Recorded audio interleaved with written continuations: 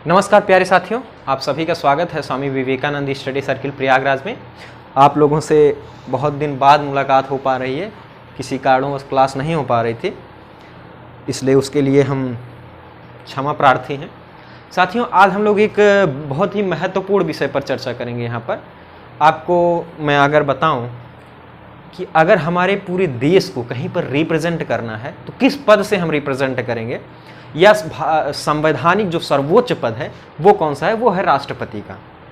और आपको पता है कि 25 जुलाई तक नए राष्ट्रपति का चुनाव हो जाना चाहिए और 25 जुलाई को शपथ ग्रहण है, यानी 25 जुलाई तक हमें भारत देश का एक नया राष्ट्रपति मिल जाएगा।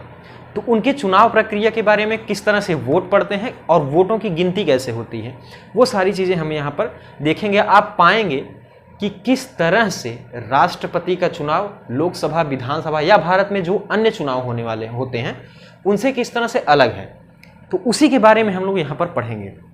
साथियों, अगर राष्ट्रपति के चुनाव के बारे में आपको समझना है तो कौन कौन से स्रोत आप ले सकते हैं जिसके माध्यम से राष्ट्रपति का चुनाव आप समझ सकते हैं। तो सबसे पहले से सबसे बड़ी बात है वो है कि हम चीज़ें संविधान से समझ सकते हैं। संविधान जिसके माध्यम से पूरा देश संगठित है, पूरा देश चल रहा है। एक तो माध्यम ये हो गया कि संविधान में राष्ट्रपति के चुनाव के बारे में लिखा है, उन चीज़ों से समझ पाएंगे। देखिए, भारत का संविधान विश्व का सबसे बड़ा संविधान है और संविधान में सारी बातें लिख देना संभव नहीं हो पाता, अगर क्योंकि एक तो खुद ही सबसे बड़ा संविधान है। अगर हम एक एक चीज़ें, सारी बातें लिख दें संविधान में ही तो कितना बड़ा संविधान हो जाएगा। तो इसलिए सारी चीज़ें लिखना संभव नहीं हो पाया। इसलिए कुछ अन्य चीज़ें, जैसे आपको आईपीसी धारा वगैरह पढ़ना है, यानी कोई क्रिमिनल प्रोसीजर है, ये सब चीज़ें अलग एक पुस्तक बनाई गई, उसमें लिखी गई, क्योंकि संविधान में सब चीज़ लिख देना संभव नहीं हो पाएगा। इसलिए अगर वो राष्ट्रपति के चुनाव के बारे में हमें समझना है तो एक तो हम संविधान से समझ सकते हैं, कुछ एक्ट्स हैं उसके माध्यम से हम राष्ट्रपति के चुनाव के बारे में समझ पाएंगे। एक्ट्स में नहीं लिखे गए हैं तो आप किसी रूल्स में देख सकते हैं, अगर रूल्स में नहीं है तो रेगुलेशन में होगा। तो इस माध्यम से हम राष्ट्रपति के चुनाव के बारे में समझेंगे। दोस्तों, हमारे संविधान में बहुत सारे भाग हैं। आपको पता है कि बहुत सारे भाग के रूप में हमारे संविधान को विभाजित किया गया है। उसी में से एक भाग है भाग 5, और भाग 5 में क्या है, उसमें है द यूनियन, यानी संघ अर्थात केंद्र, यानी केंद्र से रिलेटेड अगर आपको कोई भी चीज देखनी है तो आप भाग 5 में देख सकते हैं। और भाग 5 में कितने अनुच्छेद हैं? अनुच्छेद 52 से लेकर 151, यानी लगभग 100 अनुच्छेदों की चर्चा यहां पर की गई है। और भाग 5 में जो अध्याय है पहला, वो है क्या दोस्तों? पहला अध्याय है कार्यपालिका, जो है अनुच्छेद 52 से लेकर 72 तक। और इसका सब क्लॉज है राष्ट्रपति और उपराष्ट्रपति को मिलाकर हम लोग यहां पर पढ़ेंगे। प्रेसिडेंट एंड वाइस प्रेसिडेंट के बारे में हम लोग समझेंगे। मतलब एक तरह से जो अध्याय उप अध्याय बांटा गया है वो इस तरह से बांटा गया है। अब राष्ट्रपति के, क्योंकि राष्ट्रपति के देखिए बहुत सारे कार्य हैं, बहुत सारी शक्तियां हैं, अन्य सारी चीजें हैं, लेकिन हम आज मुख्यतः जो फोकस करेंगे, जो एक तरह से केंद्रित करेंगे, ध्यान देंगे, वो राष्ट्रपति के चुनाव के बारे में। इसलिए चुनाव से रिलेटेड कौन कौन से अनुच्छेद हैं, तो सबसे साथ ही हमने बात की है अनुच्छेद 52 से लेकर 78 तक। मैंने आपको बताया कार्यपालिका की चर्चा की गई है, और इसमें राष्ट्रपति के चुनाव से संबंधित कुछ अनुच्छेद हैं। वो कौन कौन से अनुच्छेद हैं यहाँ पर, वो हम यहाँ पर देखेंगे। तो सबसे पहले अनुच्छेद 54, अनुच्छेद 55, 57, अनुच्छेद 62 और 71, ये 5 अनुच्छेद सीधे सीधे राष्ट्रपति के चुनाव से संबंधित है। इसमें क्या बात की गई है, थोड़ा थोड़ा अगर हम जान लें यहाँ पर। देखिए, राष्ट्रपति के चुनाव में आम जनता की सीधे भागीदारी नहीं होती। आपको पता है कि जो भारत की सामान्य जनता है वो राष्ट्रपति के चुनाव में वोट नहीं डालती। तो फिर वोट कौन लोग डालते हैं, आखिर वो कहाँ से आते हैं? अगर उसके बारे में हमें कुछ जानना है तो वो अनुच्छेद 54 में वो चीज़ें साफ तौर पर लिखी गई हैं। अनुच्छेद 54 अगर आप पढ़ेंगे तो आप समझ पाएंगे कि कौन से ऐसे लोग हैं जो राष्ट्रपति के चुनाव में सीधा वोट कर सकते हैं। अगर अनुच्छेद 55 की बात करें तो राष्ट्रपति के चुनाव की प्रक्रिया क्या रहेगी, प्रोसीजर क्या है, वो अनुच्छेद 55 में यहाँ पर अगर उसे हमें समझना है तो अनुच्छेद 55 को पढ़ना पड़ेगा। अनुच्छेद 57 यानी राष्ट्रपति का चुनाव मतलब निर्वाचन कितनी बार हो सकता है, पुनर्निर्वाचन की जो चर्चा है वो अनुच्छेद 57 में है, कैसे राष्ट्रपति का चुनाव दोबारा हो सकता है। एक और अनुच्छेद है अनुच्छेद 62। इसमें दोस्तों टर्म की बात की गई है कि राष्ट्रपति का चुनाव कब तक हो जाना चाहिए। तो अगर हम कब तक हो जाना चाहिए इसकी बात करें तो राष्ट्रपति का चुनाव 5 साल, यानी जो जैसे आज नया राष्ट्रपति कोई शपथ लिया तो उसके 5 साल का टर्म पूरा होने से पहले नए राष्ट्रपति का चुनाव हो जाना चाहिए, ताकि ठीक उसी दिन, यानी जिस दिन आज नया राष्ट्रपति शपथ ले रहा है ठीक उसी दिन 5 साल के बाद नए राष्ट्रपति का जो है शपथ ग्रहण हो सके। और वो डेट है 25 जुलाई, अब परंपरा बन चुकी है 25 जुलाई को नए राष्ट्रपति जो है वो शपथ लेते हैं। तो अनुच्छेद 62 में यही बात की गई है।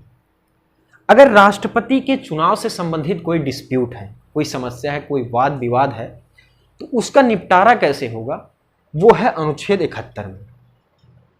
जैसे डिस्प्यूट अगर हम बात करें यहाँ पर, तो जैसे मान लीजिए जब राष्ट्रपति का चुनाव हो रहा है, राष्ट्रपति का चुनाव होने वाला है, उस समय किसी राज्य की विधानसभा ही भंग है, यानी वो बाद में कह सकते हैं कि हमने तो राष्ट्रपति के चुनाव में भागीदारी ली ही नहीं, यानी हमारा रिप्रेजेंटेशन नहीं हो रहा है, तो ये समस्या आ सकती है। तो ऐसी समस्याओं के निपटारे के लिए अनुच्छेद 71 है।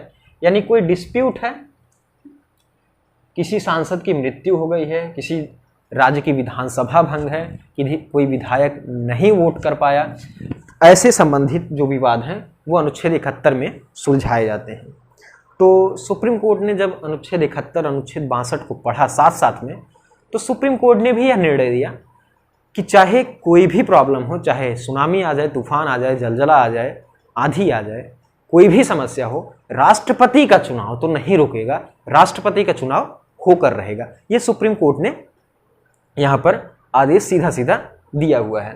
अब हम कुछ एक्ट्स के बारे में पढ़ लेते हैं, क्या किस तरह से राष्ट्रपति के चुनाव से संबंधित एक्ट हैं, उसको अगर यहाँ पर हम लोग समझे साथियों, तो देखिए भारत में राष्ट्रपति का ही चुनाव तो है नहीं।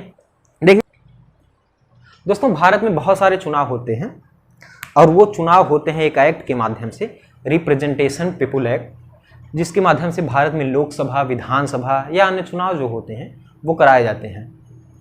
लेकिन लोकसभा, विधानसभा से अलग राष्ट्रपति का चुनाव बनाने के लिए संसद के पास शक्ति है कि वो राष्ट्रपति के चुनाव से संबंधित एक्ट पारित कर सकती है। तो संसद ने इसका फायदा भी उठाया और अनुच्छेद 71 के तहत संसद ने एक एक्ट पारित किया, उसे हम प्रेसिडेंशियल इलेक्शन एक्ट 1952 के नाम से जानते हैं। इस एक्ट से राष्ट्रपति का चुनाव कराया जाने लगा और इसमें समय समय पर संशोधन हुआ आवश्यकता अनुसार। जैसे एक संशोधन पहला हो गया 74 में, फिर संशोधन हुआ 77 में और 97 में संशोधन किए गए। जैसे पहले राष्ट्रपति का चुनाव लड़ना बहुत आसान हुआ करता था, यानी अगर आप किसी राज्य, यानी राष्ट्रपति के चुनाव में वोट डालने वाले 4 व्यक्तियों को जानते हैं, 4 व्यक्ति आपके समर्थन में आ गए तो आप राष्ट्रपति का चुनाव लड़ सकते हैं। जैसे 2 लोगों ने क्या कर दिया, अनुमोदन कर दिया यानी प्रपोज कर दिया, और 2 और व्यक्तियों ने क्या कर दिया, उसका समर्थन कर दिया, यानी सेकेंडर बन गए, तो आप चुनाव लड़ सकते हैं। यानी चाहे आप किसी सांसद को जानते हो, 4 सांसदों को या 4 विधायकों को जानते हो, तो आप राष्ट्रपति के उम्मीदवार बन सकते हैं। तो इससे क्या हुआ, बहुत ही एक तरह से प्रॉब्लम होने लगी, बहुत सारे लोग जो है राष्ट्रपति के चुनाव में खड़े होने लगे। शुरू के जो चुनाव थे उसमें तो हद ही हो गई थी दोस्तों, बहुत सारे ऐसे व्यक्ति थे जो चुनाव, उनको शौक होता है ना, बहुत लोगों को होता है कि कम से कम ये तो रहेगा कि राष्ट्रपति का चुनाव हम लड़ें, तो इसकी वजह से बहुत सारे लोग चुनाव में खड़े हो जाते थे। लेकिन प्रॉब्लम वहाँ आती थी कि जिन लोगों ने, कई उम्मीदवार ऐसे होते थे जिनको ये 4 लोग सपोर्ट किए हैं, वो लोग भी वोट के समय वोट नहीं डालते, तो ऐसे में प्रॉब्लम हो जाती है। तो इसके बाद संशोधन किया गया, फिर क्या कर दिया गया कि कम से कम 10 आपके प्रपोजल हो जाएं, 10 सेकेंडर हो जाएं, यानी 20 लोगों की सहमति, अगर 20 लोग आपके साथ हैं तो आप राष्ट्रपति के चुनाव में उम्मीदवार बन सकते हैं। तो इसका भी दुरुपयोग होने लगा, क्योंकि 20 लोगों को कहीं ना कहीं से लोग अरेंज कर लेते थे और जो है चुनाव लड़ते थे, फिर अंततः संशोधन करके 50-50 लोगों को कर दिया गया। यानी 100 राष्ट्रपति के चुनाव में भाग लेने वाले 100 व्यक्तियों को अगर आप जानते हैं तो राष्ट्रपति के उम्मीदवार हो सकते हैं। एक तरह से ठीक ही है, अलोकतांत्रिक इसे माना जाता है, लेकिन कम से कम अगर आप 100 लोगों को राष्ट्रपति के चुनाव से आप अपना समर्थन नहीं ले सकते तो फिर आप चुनाव के एक सीरियस कैंडिडेट नहीं होंगे कि आप चुनाव लड़ने की अपेक्षा आए हैं। इसलिए इतना तो राष्ट्रपति के चुनाव में इतनी चीजें तो देखनी पड़ेंगी आपको। ये आपको समझ में आया होगा।